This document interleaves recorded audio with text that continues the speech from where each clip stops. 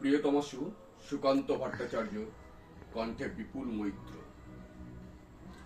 প্রিয়তমসু, সীমান্তে আজ আমি প্রহরী, অনেক রক্তাক্ত পথ অতিক্রম করে আজ এখানে এসে থমকে দাঁড়িয়েছি স্বদেশের সীমানায়।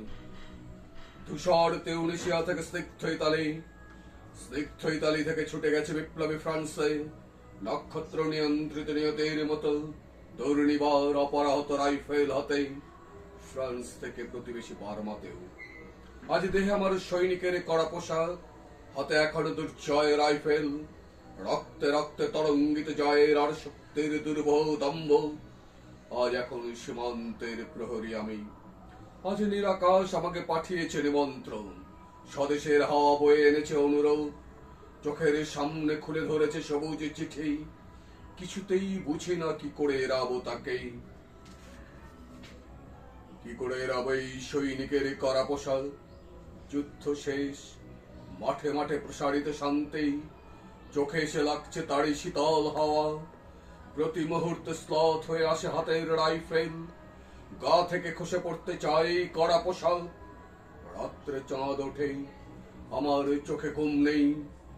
তোমাকে ভেবেছি কতদিন, কত শত্রুর পদক্ষেপে সোনার প্রতীক্ষার অবসরে, কত গোলা ফাটার মুহূর্তে, কতবার অবাধ্য হয়েছে মন যুদ্ধ জয়ের ফাঁকে ফাঁকে, কতবার হৃদয় জ্বলেছে অনুশোচনার অঙ্গারে তোমার আর তোমাদের ভাবনায়।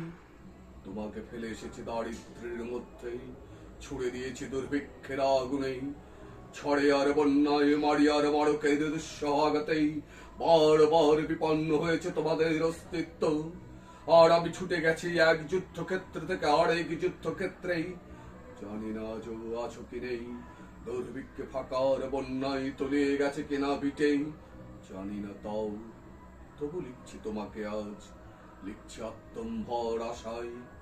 ঘরে ফেরার সময় এসে গেছে, জানি আমার জন্য কেউ প্রতীক্ষা করে নেই মালায় আর পতাকায়, প্রদীপে আর মঙ্গল ঘটে। জানি সম্বর্ধনা উঠবে না লোকমুখে, মিলিত খুশিতে মিলবে না বীরত্বের পুরস্কার। তবু একটি হৃদয় নেচে উঠবে আমার আবির্ভাবে, সে তোমার হৃদয়। যুদ্ধ চায় না আর, যুদ্ধ তো থেমে গেছে, পদার্পণ করতে চায় না মন ইন্দোনেশিয়ায়।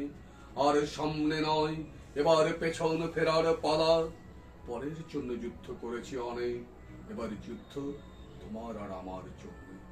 প্রশ্ন করো যদি এত যুদ্ধ করে পেলাম কি, উত্তর তার তিউনিসিয়ায় পেয়েছে জয়, ইতালিতে জনগণের বন্ধুত্ব, ফ্রান্সে পেয়েছে মুক্তির মন্ত্র, আর নিষ্কণ্টক বার্মায় পেলাম ঘরে ফেরার তাগাদা।